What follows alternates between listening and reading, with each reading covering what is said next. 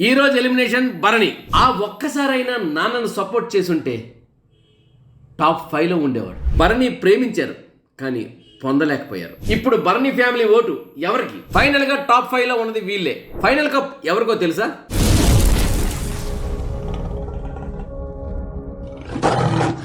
Hi hello నమస్తే, నేను మీ SS Patnaik. చూస్తూనే ఉండండి పెమ్స్ టీవీ. షేర్ చేయండి, లైక్ చేయండి, సబ్స్క్రైబ్ చేయండి, గంట సింబల్ కొట్టడం మర్చిపోకండి. ఇక బిగ్ బాస్ అప్డేట్స్ విషయానికి వచ్చినట్లయితే ఈ రోజు రాత్రి అంటే ఆదివారం రాత్రి సెకండ్ ఎలిమినేషన్ ఉంది. దాంతో మొత్తం అందరూ వెళ్ళిపోయాక ఇంకా 5గురే మిగులుతారు. ఇప్పుడు ఆ వెళ్ళిపోయే వ్యక్తి ఎవరు? భరణి. ఆల్రెడీ మనం నిన్న మన పెమ్స్ టీవీ ద్వారా చెప్పేశాం భరణి గారి ఎలిమినేషన్ అని. సో ఇప్పుడు ఈ రోజు రాత్రి మళ్ళీ ఒకసారి నేను చెప్తున్నాను, భరణి గారు ఎలిమినేట్ అయ్యారు. అయితే భరణి గారు ఎలిమినేషన్ చెప్పడానికి కూడా మనకు చాలా బాధగా అనిపిస్తుంది. ఎందుకంటే భరణి గారు ఇచ్చిన బాండింగ్ ఎలాంటిదంటే రూమ్లోని ఆ రూమ్స్ హౌస్ బిగ్ బాస్ కుటుంబ సభ్యులు, బిగ్ బాస్ హౌస్ లో ఉండే సభ్యులకు ఆయన ఇచ్చిన బాండింగ్ వాళ్ళకు మాత్రమే కదా మనకు కూడా అనిపించింది.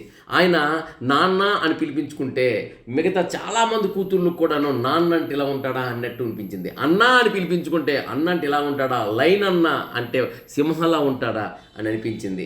సో ఆ విధంగా ఏంటంటే నాన్న అన్న అన్న అన్న ఏదన్నా సరే ఒక మంచి బాండింగ్కి నిలువెత్తు నిదర్శనం, స్నేహానికి కూడా నిలువెత్తు నిదర్శనం భరణి అని చెప్పుకునే విధంగా భరణి ఉన్నాడని చెప్పడంలో ఎటువంటి అతిశయోక్తి లేదు. ఎందుకంటే మీరు అనుకోవచ్చు భరణి పిఆర్ అయితేనని. భరణి గారిని నేను ఎంతవరకు కలిసిందే లేదు. భరణి గారు అంటే మనందరికీ తెలుసు. నేను అనేవాడిని భరణి గారికి తెలియనే తెలియదు. నేను అనేవాడిని ఒకడు ఉన్నాను కూడా తెలియదు భరణి గారికి. అవును, అప్పుడు ఒక వ్యక్తి గురించి చెప్పాలంటే ఆ వ్యక్తి గురించి తెలియాల్సిన అవసరం లేదండి. మనం ఆ వ్యక్తి గురించి చూస్తే చాలు. నిజంగా ఒక వ్యక్తి ఇప్పుడు ఒక వ్యక్తి గురించి పొగడాలంటే పిఆర్లు అంటే పిఆర్ అంటే ఏదో డబ్బులు తీసుకొని పొగిడే అంత కర్మ నేను అన్నగాని ఆ ఉద్యోగం నాది కాదని నేను చెప్తున్నాను. అర్థమైందండి. కాబట్టి ఏంటంటే నేను ఒక సోషియాలజీని ఏ విధంగా అందించాలి, అదేవిధంగా బిగ్ బాస్ అనేది ఏంటంటే ఏదో బ్రోతల్ హౌస్ అనుకుని ఎవడెవడో కామెంట్లు పెట్టడం, దానికి వచ్చేసి ఇది థంబ్నెయిల్స్ పెట్టడం ఇట్టటువంటి చేస్తుంటే నాకే ఒళ్ళు మండి. అది కాదు బిగ్ బాస్, ఇది రణరంగం కాదు, చదరంగం కాదు, రణరంగం అని నాగార్జున గారు అంటే నా రణరంగం కాదు, ఇది ఒక కురుక్షేత్రం, ఇందులో ఒక భగవద్గీత ఉంది అని చెప్పడానికి నేను గత కొద్ది రోజులుగా నేను చెప్తున్నాను, నాదైన సీరియల్లో నేను అందిస్తున్నాను. ఎందుకంటే నాకు అక్కడ భగవద్గీత కనిపించింది. ఇప్పుడు మీకు అక్కడ ఇప్పుడు నేను భగవద్గీత చదివాను కాబట్టి నాకు భగవద్గీత కనిపించింది. మీరు ఏం చదివితే అది కనిపిస్తుంది. యద్భావం తద్భావతి. అక్కడ అన్ని కెమెరాలు ఉన్నాయి. అన్ని కెమెరాల మధ్య ఏం జరుగుతుంది? బాత్రూమ్ లోపలికి వెళ్ళినప్పుడు లేదు, కానీ లోపలికి వెళ్ళేంత వరకు కెమెరా అక్కడ ఉంటుంటే ఇక్కడ సరే దాని గురించి మళ్ళీ మాట్లాడుకోండి, వేస్ట్. ఏదైనప్పటికీ భరణి గారు ఎలిమినేట్ అవ్వడం చాలా బాధాకరం. భరణి ప్రేమించారు కానీ ప్రేమను పొందలేకపోయారు. అన్న ప్రేమించాడు కానీ అన్నగా ప్రేమను పొందలేకపోయారు.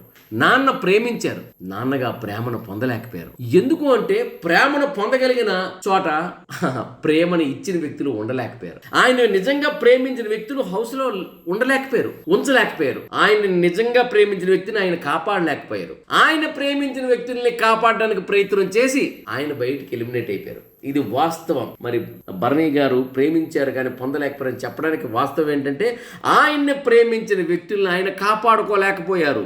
ఆయన ప్రేమించే వ్యక్తులను మాత్రం ఆయన అడుగడుగునా కాపాడడం కోసం ప్రయత్నం చేసి ఆయనదంతా దారాదత్తం చేసి బయటకు వచ్చేసారు. ఇది ఒక్కడ చాలు కదా. నేను చెప్పిన దాంట్లో అబద్ధాలు ఏమీ లేవు, నిజాలు ఉన్నాయి. దాన్ని మీరు కామెంట్ చేస్తే కామెంట్ చేయొచ్చు, కోడిగుడ్డు మీద వెంట్రుకలు పీకినట్టు. అందుకే ఫైనల్ గా భరణి ప్రేమించారు కానీ ప్రేమను పొందలేకపోయారు. కనీసం ఆ ఒక్కసారైనా నాన్నని సపోర్ట్ చేసుంటే టాప్ 5లో ఉండేవాడు. నాన్నని సపోర్ట్ చేసుంటే నిజంగా టాప్ 1కి వెళ్ళారు.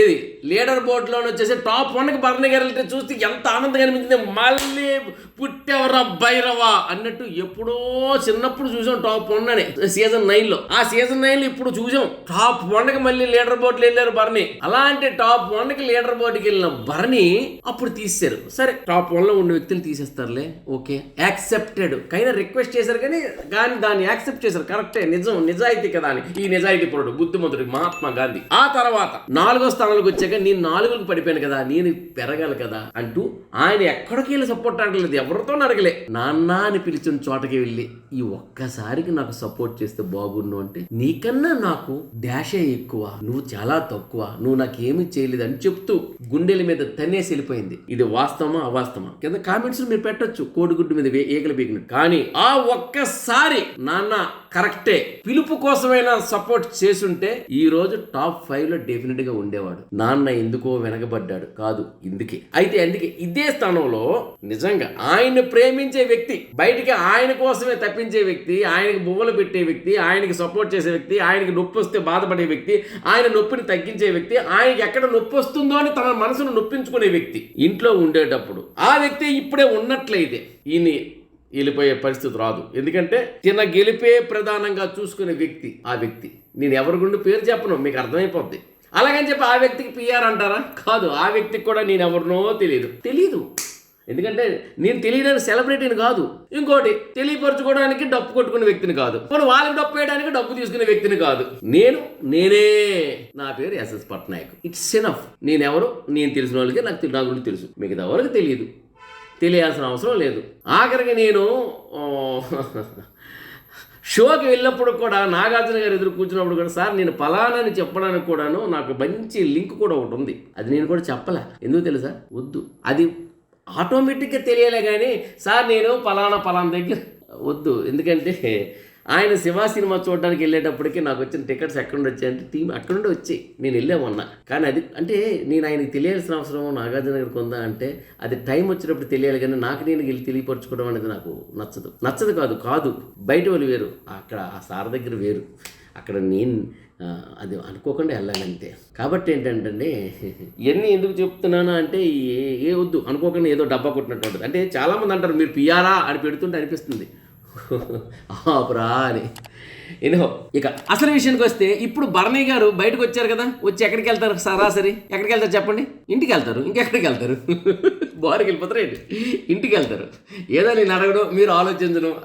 భరణి గారు ఇంటికి వెళ్తారు. ఎవరి దగ్గరికి వెళ్తారు? అమ్మ దగ్గరికి, కూతురు దగ్గరికి, మిగతా ఫ్యామిలీ దగ్గరికి వెళ్తారు. ఇప్పుడు ఆ ఫ్యామిలీ ఎవరిని ఓటేస్తుంది ఈ వారం? నాకు పెద్ద క్వశ్చన్ మార్క్. అదేవిధంగా మరి సుమన్ శెట్టి ఎక్కడికి వెళ్తారు? ఆయన ఇంటికే. మరి సుమన్ శెట్టి ఫ్యామిలీ ఎవరికి ఓటేస్తుంది అంటే యాక్చువల్గా ఏంటంటే ఒక గ్రేట్ రివ్యూవర్ ఒక అతను చెప్పారు. ఓకే, నేను వెటకరం చేయట్లేదు, ఆయన నాకు అమ్మాను. ఒకవేళ వీళ్ళు వాళ్ళు వెళ్ళిపోతే ఈ ఓట్లు సగం ఓట్లు పడతాయని, అంటే భరణి గారి ఓట్లు, సుమన్ గారి ఓట్లు తనుజాకి పడతాయని అన్నారు.